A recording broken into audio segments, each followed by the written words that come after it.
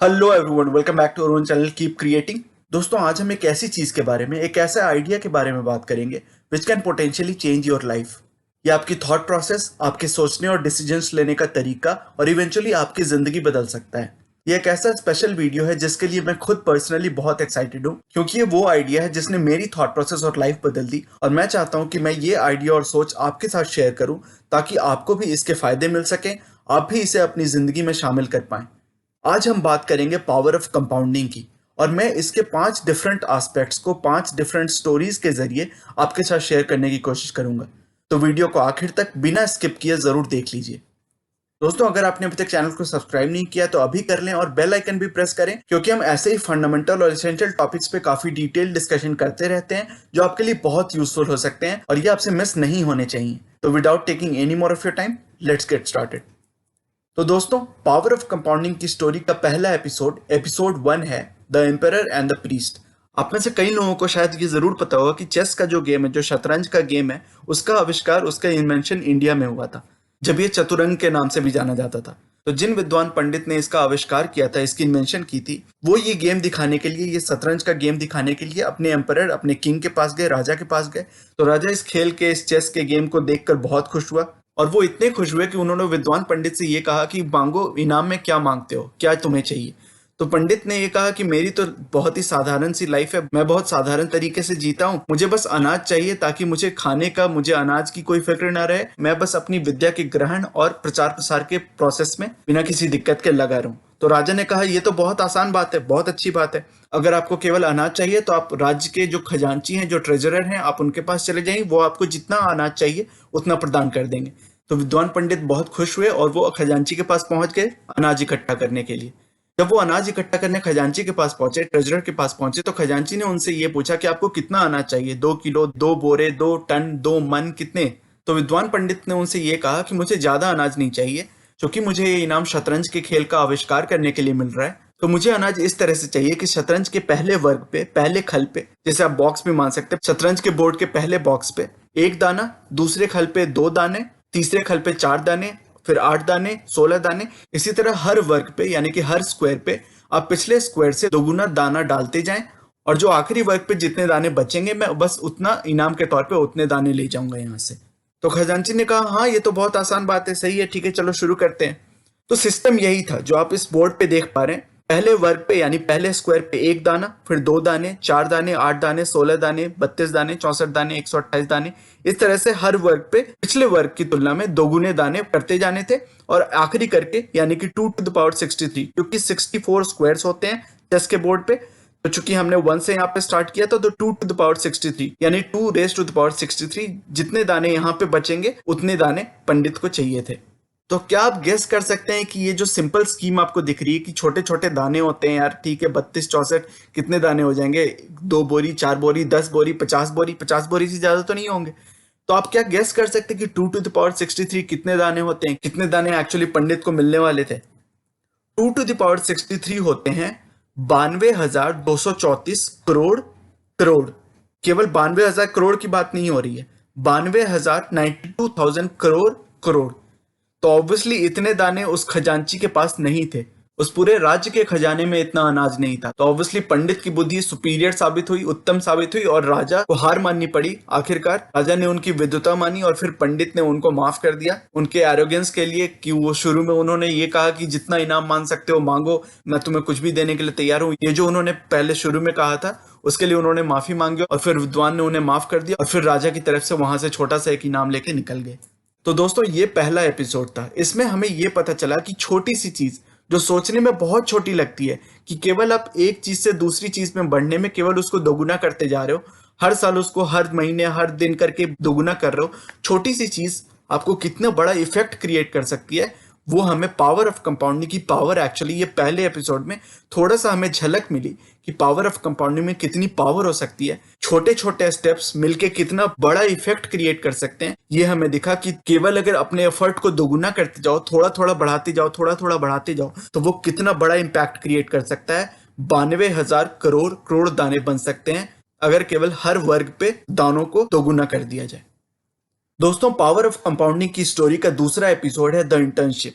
किसी कॉलेज के स्टूडेंट की इंटर्नशिप लगी, तो उनको पहले दिन छोटी सी इंटर्नशिप थी, बहुत कोई लंबी इंटर्नशिप नहीं थी, करीबन 2 महीने की इंटर्नशिप थी। तो उस बच्चे को इंटर्नशिप के पहले दिन सैलरी के 2 ऑप्शंस दिए गए। ऑप्शन 1 में ये था कि उसे शुरू दिन से ही, पहले ही दिन से 100 रुपए दिए जाएंगे और हर दिन उसकी जो सैलरी होगी वो 100 रुपए बढ़ती जाएगी। तो पहले दिन 100 रुपए, दूसरे दिन 200 रुपए, तीसरे दिन 300 रुपए, और इस तरह करते करते जितने दिन तक वो इंटर्नशिप चलेगी हर दिन वो 100 रुपए ज्यादा करके कमाता जाएगा। सैलरी का दूसरा ऑप्शन ये था कि उसकी सैलरी स्टार्ट होगी 1 पैसे से, केवल 1 पैसा, 1 रुपया भी नहीं, 1 पैसे से इंटर्नशिप की स्टार्ट होगी। दूसरे दिन उसको डबल कर दिया जाएगा, यानी 2 पैसे मिलेंगे उसको। तीसरे दिन 4 पैसे मिलेंगे, चौथे दिन 8 पैसे, 16 पैसे, पांचवें दिन, ऐसे इस तरह करके उसको डबल कर दिया जाएगा। लेकिन शुरुआत होगी केवल 1 पैसे से। और इंटर्नशिप कोई बहुत लंबी नहीं थी, केवल 2 महीने की इंटर्नशिप थी, फिर वीकेंड और छुट्टियां वगैरह मिला के 40 दिन की पेड इंटर्नशिप थी, 40 दिन वर्किंग डेज थे वहां पे। तो आप क्या गेस कर सकते हैं कि उस आखिरी के कुछ दिनों में दोनों अगर स्कीम्स को फॉलो करता, अगर स्टूडेंट ने पहली ऑप्शन ली तो उसकी कितनी सैलरी होगी, उसकी कितनी स्टाइपेंड होगी आखिरी दिन जाने जाने तक, और अगर दूसरे ऑप्शन को स्टूडेंट ने चूज किया होता तो उसकी कितनी सैलरी होगी ऑप्शन 2 के तहत। तो अपने विचार आप कमेंट्स में डाल के मुझे बताएं कि आपकी क्या गैस है कि कितनी सैलरी हो सकती है दोनों ऑप्शंस के खिलाफ। तो वीडियो पॉज करके आप कमेंट कर सकते हैं और फिर से वीडियो को स्टार्ट करके आप आंसर यहाँ पे हम उसके डिस्कशन करने वाले हैं। तो दोस्तों शायद ये अंदाजा करना मुश्किल हो, इतना एस्टिमेट करना मुश्किल हो, लेकिन आपको शायद आश्चर्य होगा कि पहले वाले ऑप्शन को तो एस्टिमेट करना आसान है। पहले दिन 100 रुपए मिले, दूसरे दिन 200 रुपए मिले, और 40वें दिन जाते जाते उसको 4000 रुपए मिलेंगे, राइट। जो आखिरी दिन की उसकी स्टाइपेंड होगी वो होगी 4000 रुपए। लेकिन दूसरे वाले ऑप्शन में शुरुआत हुई 1 पैसे से, फिर दूसरे दिन उसको 2 पैसे मिले, तीसरे दिन 4 पैसे मिले, ऐसे बढ़ते बढ़ते आपको पता है कि आखिरी दिन की सैलरी उसकी क्या होगी? केवल एक दिन की सैलरी, 40वें दिन की सैलरी होगी उसकी 550 करोड़ रुपए। यहां पहले ऑप्शन में उसकी सैलरी थी आखिरी दिन 4000 रुपए, दूसरे वाले ऑप्शन में उसकी आखिरी दिन की, केवल आखिरी दिन की सैलरी है 550 करोड़ रुपए। और अगर टोटल स्टाइपेंड की बात करें, यानी कि 2 महीने की इंटर्नशिप में उसने कितनी स्टाइपेंड इकट्ठा की, कितनी स्टाइपेंड मिली उसको, तो स्टूडेंट को पहले ऑप्शन की तरफ अगर सैलरी का ऑप्शन 1 उसने चूज किया होता तो उसकी टोटल स्टाइपेंड होती 82,000 रुपीज, 82,000 रुपए। और अगर दूसरे ऑप्शन को उसने चुना होता तो उसकी टोटल स्टाइपेंड होती 1100 करोड़ रुपए। टोटल इंटर्नशिप की स्टाइपेंड होती 1100 करोड़ रुपए। तो कहां 82,000 रुपए और कहां 1100 करोड़ रुपए। और सबसे बड़ी आश्चर्य शायद आपको यह बात जान के होगी कि आखिरी दिन, केवल 40वें दिन, हाफ जो उसकी टोटल सैलरी थी, टोटल उसकी स्टाइपेंड थी 1100 करोड़, केवल आखिरी दिन उसकी जो स्टाइपेंड थी, केवल एक दिन की स्टाइपेंड, 40वें दिन की स्टाइपेंड, वो थी 550 करोड़। तो half of total stipend was drawn on just the last day. केवल एक आखिरी दिन की उसकी स्टाइपेंड पूरी अपनी इंटर्नशिप की स्टाइपेंड के बराबर थी। तो ये होती है पावर ऑफ कंपाउंडिंग। तो इसमें क्या हमें सीख मिली, क्या इसमें सीखने को मिला? पहले वाले ऑप्शन में ये सिंपल इंटरेस्ट इसको मिलता जा रहा है, right. It is very similar to simple interest, क्योंकि हर दिन उसकी सैलरी 100 करके बढ़ती जा रही है। पहले दिन से दूसरे दिन की भी जो डिफरेंस है वो भी 100 है, और 35वें दिन से 36वें दिन की भी जो डिफरेंस है वो भी 100 है। तो वो जो डिफरेंस है वो कंसिस्टेंट है, कांस्टेंट है, 100 रुपीज का। लेकिन दूसरे वाले ऑप्शन में ये कंपाउंड इंटरेस्ट का फंक्शन यहाँ पे चल रहा है। पहले दिन उसको सैलरी मिली 1 पैसे, दूसरे दिन उसका डबल हो गया 2 पैसे, तीसरे दिन डबल हो गया 4 पैसे। तो आप समझ सकते कि जो पैसे उसने ऑलरेडी कमाए हुए हैं, दैट मनी, यानी कि इंटरेस्ट और इंटरेस्ट, यही तो कंपाउंड इंटरेस्ट होता है ना। Your interest earns more interest, यही यहाँ पे हमें दिख रहा है। जो वहां पे इंटरेस्ट पैदा हो चुकी है, जो इंटरेस्ट उसको मिल चुकी है, उस पर फिर वो डबल हो जा रहा है अमाउंट। तो this option is similar to compound interest. तो आप देख सकते हैं कि कंपाउंड इंटरेस्ट कितनी पावरफुल हो सकती है compare to simple interest. Simple interest में बस वो डिफरेंस जो है कांस्टेंट रहता है, बट कंपाउंड इंटरेस्ट में शुरू में आपको ये अमाउंट्स बहुत छोटी लगेंगी, बहुत मेहनत लगेगी, बहुत कठिनाई होगी, आपको ये नहीं लगेगा कि ये कोई वर्थवाइल भी है। शुरू में तो ये लगता था कि यार ये तो पहले दिन 1 पैसे कमा रहा है, ये शुरुआत ही कर रहा है 100 रुपए से, कितनी ज्यादा डिफरेंस है, फैक्टर ऑफ 10,000 है, तो बहुत ज्यादा फर्क था, राइट। लेकिन जैसे जैसे वो कंपाउंड इंटरेस्ट बढ़ती गई, तो आप देख सकते कि कहाँ 82,000 रुपए और कहाँ पे 1100 करोड़ रुपए। तो यही कंपाउंडिंग का मैजिक होता है, और यही एक सीक्रेट है कंपाउंडिंग का, क्योंकि इसकी जो रियल एक्शन होती है, जो मेन एक्शन होता है, इसका बैक एंडेड होता है। इसमें ज्यादातर एक्शन आपको बैक एंडेड होगा, बाद में ज्यादा एक्शन दिखने को मिलेगा। शुरू में इतनी ज्यादा छोटी लगेंगी ये अमाउंट्स, आपको लगेगा कि यार ये तो वर्थवाइल ही नहीं है, फालतू का टाइम वेस्ट कर रहे हैं। लेकिन बाद में जो आपको इसका एक्शन मिलेगा, आपको जो इसके फायदे मिलेंगे, वो आपकी सोच और आपकी ड्रीम से भी परे होंगे। दोस्तों, पावर ऑफ कंपाउंडिंग की स्टोरी का तीसरा एपिसोड है the pain and the gain. हम यहाँ पे एक हाइपोथेटिकल सिचुएशन ले रहे हैं, कि इमेजिनरी सिचुएशन लेंगे जिसमें हम कुछ न्यूमेरिकल कैलकुलेशंस करेंगे। तो अज्यूम कर रहे हैं कि किसी के पास 10 लाख की लमसम इन्वेस्टमेंट है, यानी कि आपके पास 10 लाख रुपए पड़े हुए हैं। अब आप उसको इन्वेस्ट करना चाहते हो, अब आप उसको किसी अच्छी जगह पे इन्वेस्टमेंट में डालना चाहते हो। तो अज्यूम करते हैं कि 15% रिटर्न देने वाली कोई ऐसी एसेट क्लास है, कोई ऐसी जगह है जो आपको 15% इंटरेस्ट, 15% रिटर्न ऑन इन्वेस्टमेंट देने को तैयार है। और आप केवल इस लमसम इन्वेस्टमेंट को, केवल इस 10 लाख को उस 15% के इंटरेस्ट पे 35 साल के लिए इन्वेस्ट कर देते हो, और कुछ नहीं करते हो, केवल इस 10 लाख को इन्वेस्ट कर देते हो, इसके बाद कोई इन्वेस्टमेंट नहीं करते हो। इस 10 लाख के लमसम इन्वेस्टमेंट को आपने किसी अच्छी जगह पे 15% के इंटरेस्ट पे 35 साल के लिए इन्वेस्ट कर दिया, उसके बाद आप भूल गए। तो इसकी ग्राफ देखते हैं कि कैसे इस कॉर्पस की ग्रोथ होती है, कैसे आपकी जो इन्वेस्टमेंट है कैसे वो ग्रो करती है, उसकी इन्वेस्टमेंट की ग्रोथ कैसे रहती है। तो आप देख सकते हैं कि ये जो कर्व है ये ग्रोथ दिखा रहा है आपकी उस 10 लाख की लमसम इन्वेस्टमेंट का। अब यहाँ पे हम बहुत ही कुछ इंटरेस्टिंग नंबर्स डिस्कस करेंगे। अब अगर इस 10 लाख के इन्वेस्टमेंट को आपने इन्वेस्ट किया है 15% के इंटरेस्ट पे 35 सालों के लिए, तो आपको इस 10 लाख के इन्वेस्टमेंट को 1 करोड़ बनाने में 17 साल लगेंगे। पहला करोड़ आप अगर पहुंचना चाहते हैं, 10 लाख से 1 करोड़ पहुंचना चाहते हैं, तो आपको 17 साल की टाइम लगेगी, राइट? 17 साल का समय लगेगा, जो आप इस ग्राफ पे देख सकते हैं, राइट? ये 1 करोड़, ये वाई एक्सिस यहाँ पे वैल्यू ऑफ इन्वेस्टमेंट इन करोड़ है, यानी कि करोड़ में इसकी वैल्यू दी हुई है। पहला करोड़ बनने में आपको ईयर यहाँ पे 17 सालों का समय लग रहा है, राइट? अब दूसरा करोड़, पहला करोड़ पहुंचने के लिए आपको 17 साल लगे, दूसरा करोड़ पहुंचने के लिए आप देख सकते हैं कि केवल और 6 साल लगेंगे, यानी कि टोटल 23 साल। बट पहला करोड़ पहुंचने में 17 साल लगे थे, तो एक और करोड़ पहुंचने में केवल 6 साल लगेंगे। 6 साल में आप अपना दूसरा करोड़ पहुंच जाएंगे, और तीसरा करोड़ पहुंचने में केवल आपको और 2 साल लगेंगे। जिस सेम अमाउंट को, 1 करोड़ के ही अमाउंट को पहुंचने के लिए आपको 17 साल लगे थे, दूसरे करोड़ के अमाउंट को पहुंचने के लिए आपको केवल 6 साल लगे, और तीसरे करोड़ के अमाउंट को, अमाउंट वही है, सेम है, 1 करोड़ की बात हो रही है, लेकिन तीसरे करोड़ के अमाउंट को पहुंचने के लिए आपको केवल 2 साल लगेंगे। जिस चीज को पहुंचने के लिए आपको शुरू में 17 साल लगे, वो आप केवल 2 साल में अचीव कर पा रहे हो बाद के दिनों में।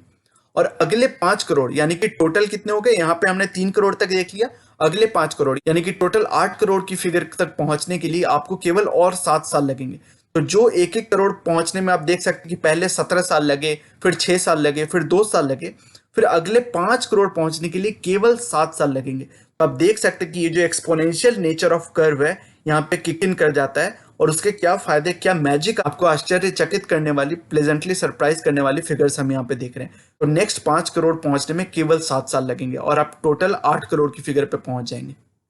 तो ऐसा क्यों हो रहा है? जैसा हम इस कर्व पे देख पा रहे हैं, शुरू का जो ये पार्ट है, ये जो फर्स्ट हाफ आप समझ सकते हैं, वो कितना लीनियर है, राइट? आप देख सकते हैं एक लाइन यहाँ पे ड्रॉ की जा सकती है, एक लीनियर ग्रोथ है। पहले के कई सालों में समझ लें कि 13-14 साल तक आपकी लीनियर ग्रोथ रहती है, लेकिन एक बार आप अगर 15-16 सालों का जो टाइम फ्रेम है, वो जो पेन वाला पार्ट है, वो जब आप कवर कर लेते हैं, तो आपकी जो एक्सपोनेंशियल नेचर ऑफ ग्रोथ होती है वो किक इन कर जाती है। और उसके बाद आप देख सकते हैं कि कितनी तेजी से ये एक्सपोनेंशियल कर्व, कैसी फटाफट इसमें ग्रोथ दिखती है, कैसे फटाफट आपकी इन्वेस्टमेंट की वैल्यू बढ़ती जाती है, वो आप इस ग्राफ में देख सकते हैं।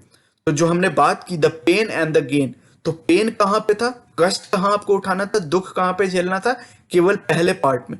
पहले पार्ट में you had to just grill it out, you have to just grind it out. आपको मेहनत करते रहनी है, आपको आंख बंद करके बस प्रोसेस पे यकीन रखना है, आपको विश्वास रखना है कि ये प्रोसेस आपको कभी ना कभी फायदे पहुंचाएगी।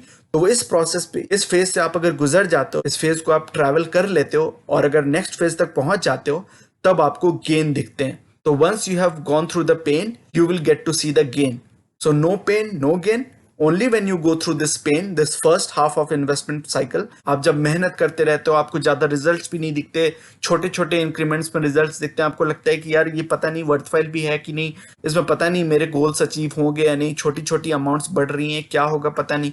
तो इस फेज से जब आप अपने आप को निकालते हो, जब सोना पकता है, तभी आप इस सेकंड फेज के मजे ले सकते हो, तभी आपको सेकंड फेज की magic of compounding, power of compounding उसमें दिख सकती है आपको। तो इस ग्राफ से आप बहुत ही एक्सप्लिसिटली, बहुत आराम से देख सकते हैं, but this is a huge lesson कि you have to go through the pain to relish the game, to enjoy the game. जब तक आप इस फर्स्ट फेज से नहीं गुजरोगे, जब तक आप इंक्रीमेंटली अपने इन्वेस्टमेंट्स कॉर्पस को नहीं जोड़ते रहोगे, जब तक आप उस रिगर से क्रॉस नहीं करोगे, तब तक आपको सेकंड फेज की मैजिक नहीं दिखेगी, power of compounding kick in नहीं करेगी। तो you have to give it time, और जब आप इसको टाइम देते हो, तो आपको वो मैजिक, वो जादू दिखता है, वो पावर ऑफ कंपाउंडिंग दिखती है, but that can only happen when you go through this first phase. ये फर्स्ट फेज के बिना सेकेंड फेज में डायरेक्टली नहीं जा सकते। This is the process and you have to go through the first phase to enjoy the second phase. अब दोस्तों, power of compounding की स्टोरी का चौथा एपिसोड है लेसन्स फ्रॉम हिस्ट्री। अब यहाँ पे एक सेपरेट वीडियो मैंने बनाई थी जिसमें हमने magic of compounding from direct equity shares की बात की थी।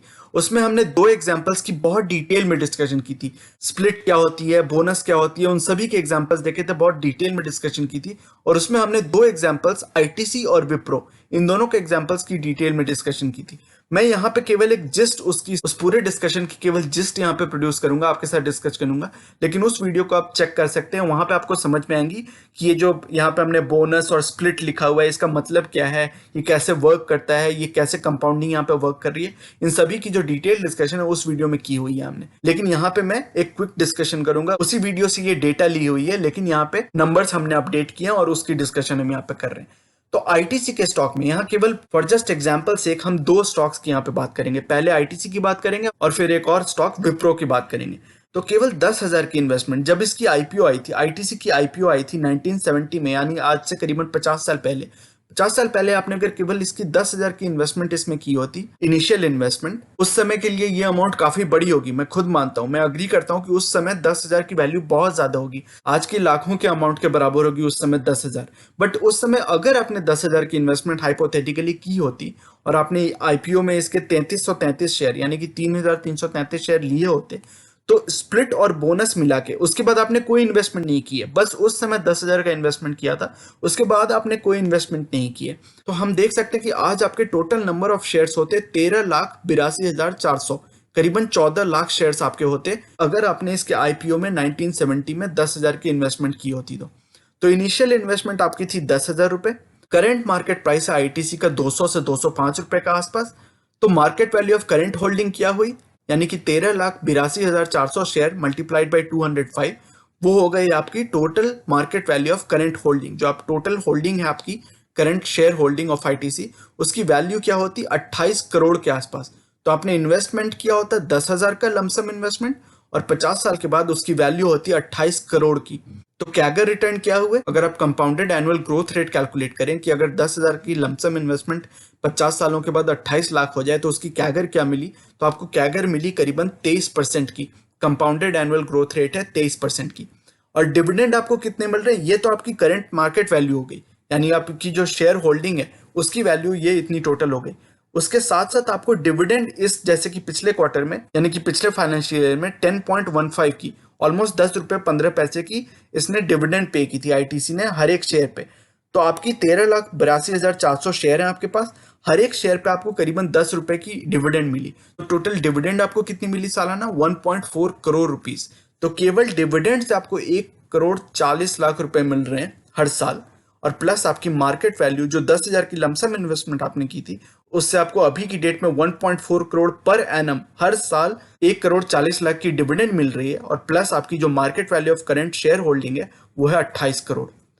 सेम एग्जांपल हम अगर विप्रो में देखें तो आप देख सकते हैं कि 10,000 की लमसम इन्वेस्टमेंट आपने 1980 में, यानी आज से करीबन 40 साल पहले इसमें की होती, आपको मिलते 100 शेयर, और सारे स्प्लिट्स और बोनसेस होने के बाद आपके पास अभी करीबन होते 2.5 करोड़ शेयर्स के आसपास। टू बी प्रिसाइज 2,56,00,000 शेयर्स होते आपके पास। और उसके बाद आपने कोई इन्वेस्टमेंट नहीं किया, बस ये इनिशियल इन्वेस्टमेंट के बाद स्प्लिट्स और बोनस। और ये क्या होते हैं, जैसा मैंने कहा उस वीडियो में हमने डिस्कस किया हुआ है, डिटेल में डिस्कस किया हुआ है कि कैसे power of compounding, magic of compounding काम करती है डायरेक्ट इक्विटी शेयर्स में। तो उस वीडियो से आप क्विकली समझ सकते हैं, उसकी लिंक मैं अपर राइट कॉर्नर में डाल दूंगा कि बोनस और स्प्लिट कैसे काम करते हैं। तो वो होके आपके पास टोटल नंबर ऑफ शेयर्स होते हैं अभी करीबन 2,56,00,000 के आसपास।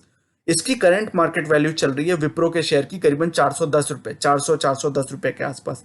तो आपकी current market value of current holding कितनी हो जाती, करीबन 1,050 करोड़, करीबन 1,100 करोड़ के आसपास। इस पे कैगर अगर कैलकुलेट करें कि 10,000 की लमसम इन्वेस्टमेंट अगर 40 सालों के बाद 1,050 करोड़ हो जाए तो उस पे कैगर कितनी मिली, तो 41% की कैगर है। 41% की कंपाउंडेड रिटर्न आपको दिया है विप्रो के शेयर ने आज की डेट में। और आपको डिविडेंड कितना मिलता है इस फाइनेंशियल ईयर में, इसने विप्रो ने डिविडेंड दिया था 1 रुपए का, हर एक शेयर पे 1 रुपए का डिविडेंड दिया था। तो आपके पास अभी करंट नंबर ऑफ शेयर्स होते 2,56,00,000। तो आपके पास टोटल जो डिविडेंड आती, पिछले साल जो डिविडेंड आती है आपके पास, वो 2,56,00,000 की आती। तो 10,000 की लमसम इन्वेस्टमेंट के कारण आपको करंट ईयर में एक साल में पर एनम 2,56,00,000 की डिविडेंड मिल रही है और आपकी जो current value of share holding है वो है करीबन 1100 करोड़ के आसपास, 1050 करोड़ के आसपास। तो ये दोनों रियल लाइफ एग्जांपल्स हैं, रियल नंबर्स हैं, रियल कंपनीज हैं, लेसन्स फ्रॉम हिस्ट्री। आप समझ सकते हैं कि पावर ऑफ कंपाउंडिंग एक्चुअली काम करती है। उसके रियल लाइफ एग्जांपल्स हमने देखे, कई सारे एग्जांपल्स देखे, और ये तो करेंटली शेयर मार्केट में लाइव एग्जांपल आपको आखिरी वाला दिखा। And all these lessons, all these episodes tell you कि power of compounding actually works. It is not a hypothetical situation. ये कोई fanciful बात नहीं है, कोई imaginary बात नहीं है। इसके real life examples, हम सारे के सारे जो examples discuss कर रहे हैं सब real examples हैं। कोई भी यहाँ पे कुछ भी imaginary नहीं है। दोस्तों, इस वीडियो के पार्ट 1 को हम यहीं तक लिमिट करते हैं, अदरवाइज वीडियो काफी लंबी हो जाएगी और मैं ये नहीं चाहता कि आप ऐसी इंपॉर्टेंट डिस्कशन में बोर्ड फील करें। तो अगली वीडियो, जो इसी वीडियो का फाइनल पार्ट होगा, उसमें हम इस स्टोरी का एपिसोड 5 और एक और फाइनल बोनस एपिसोड देखेंगे। जो हम इस वीडियो के पार्ट 2 में डिस्कस करेंगे वो इतना इंपॉर्टेंट है कि आपको वो वीडियो भी बिल्कुल भी मिस नहीं करना चाहिए। तो अगर आपने ये वीडियो एंजॉय की है then please watch part 2 also, जिसमें हम इस पूरे डिस्कशन को कंक्लूड करेंगे। तो दोस्तों, ये था आज का वीडियो। ये सेइंग जो कि है नॉलेज इज पावर सुप्रीम, ये इस चैनल का मिशन है जो कि है आप तक सही नॉलेज पहुंचाना। आगे आने वाली वीडियोस में हम mutual fund, investing, asset allocation और डायरेक्ट स्टॉक से रिलेटेड कई सारे एनालिसिस करेंगे और बहुत सारे इंटरेस्टिंग टॉपिक्स को डिस्कस करेंगे। So you should definitely subscribe to the channel and remain posted for further updates. अगर आज की वीडियो का कंटेंट आपको पसंद आया है तो वीडियो करें लाइक। अगर आपको लगता है कि इस इन्फॉर्मेशन से किसी की मदद हो सकती है तो इसे अपने दोस्तों और फैमिली मेंबर्स के साथ शेयर करें और चैनल को करें सब्सक्राइब। मिलते हैं अपने अगली वीडियो में एक और टॉपिक के डिस्कशन के साथ। तब तक के लिए take care and see you soon. Bye bye.